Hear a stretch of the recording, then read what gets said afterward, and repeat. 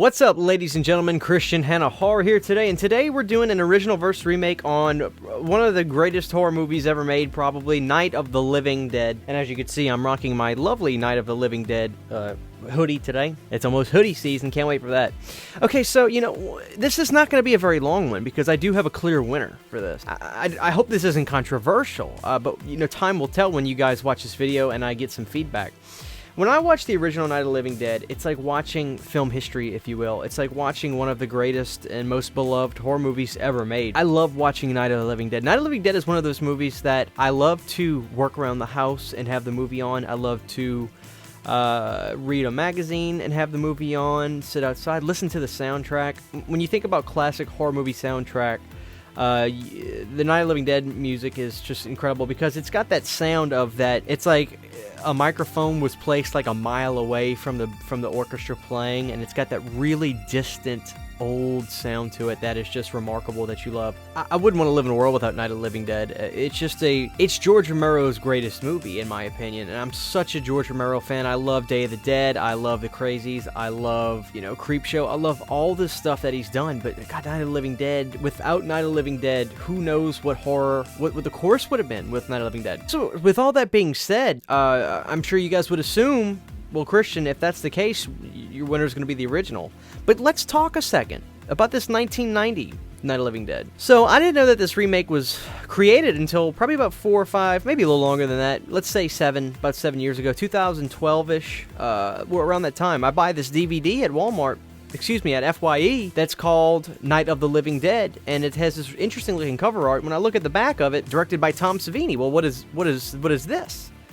So I see a release date on this, and it looks like the movie came out in 1990. So I go, well, I'm going to pick this movie up. So I bring it home, and I watch this movie, and I'm absolutely in love with the movie from the very first second. It has this great late 80s feel, 1990, so, of course, it's going to have that really late 80s feel, with the most lovely practical effects that I guess I kind of expected because of Tom Savini's partake in this movie. I just fell in love with every second of it, as much, if not more, than the original. Now, I love the black and white classicness of the 1968 Night of the Living Dead, but for some reason, when I watch this 1990, I love this movie from the very second, and then when Tony Todd comes into the picture, he was so good in this movie. I just loved his performance.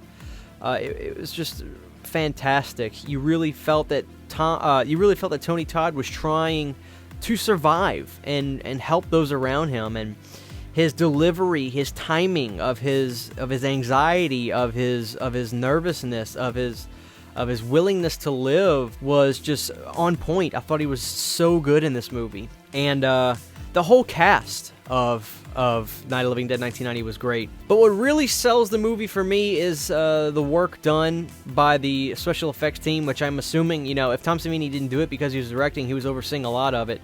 And it was just such good stuff. There's a scene where one of the zombies breaks through the door, and it's this giant chest plate, and they got a really skinny guy to play this role, so it really didn't look like he was oversized, and you would never know there was this big chest plate on him, and he gets boom, boom, right through the chest, and it looks so real, and it was great stuff.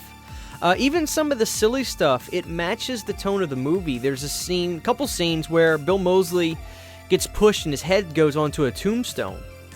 Now, clearly, they use a dummy that the head falls on the tombstone, and while you may say to yourself, although that's going to be hokey because it's clearly... But the thing about it is, when you see this happen, because it's a real thing in camera falling, hitting that tombstone, you can't watch it and not go, oh, and feel it a little bit. And there's an effect to that CGI, I just don't know that it ever will replicate. Not that the original, of course, had any CGI, but I'm getting at my love for practical effects. And then there's other things. When the main girl with the red hair, I forget her name, she was lovely in the movie. She's a stunt woman, too. She is battling the owner of the house that they were breaking into, and he's in the coveralls, and he starts going after her, and she's hitting him, and it's like this like old like stand-up blow-up clown type that you hit and it balances back up. It's as clear as day, but you see her hitting it, and you kind of feel it every time she hits it.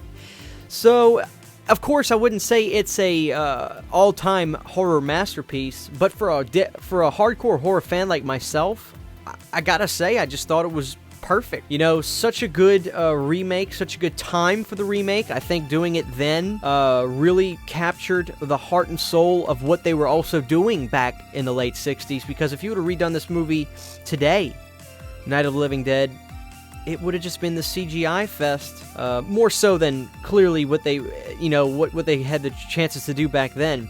And I'm not saying it wouldn't have been all CGI if they redo it now. I believe The Walking Dead has a lot of practical effects in the movie. I'm not a big watcher of the show, so I can't talk too much on that. But when it comes to Night of the Living Dead, I love this remake so much, but it's not saying that I think it's better. You know, it's interesting because we're talking about, as you can see, I just love the movie Night of the Living Dead. I'm going to watch this movie after I film this video and edit. But Tom Savini, with the love and support from George Romero, all things were possible, and then that remake came out and hit me in the soul as much, if not a little bit more, than the 1968. I'm going to make this video real and keep it kind of short, but I just wanted to talk to you guys, and I'm really interested to see which one you guys prefer, the original or the Savini remake, because I really love the 1990s. So thank you guys for watching this video. That's first time we've had a remake win in the original versus remake.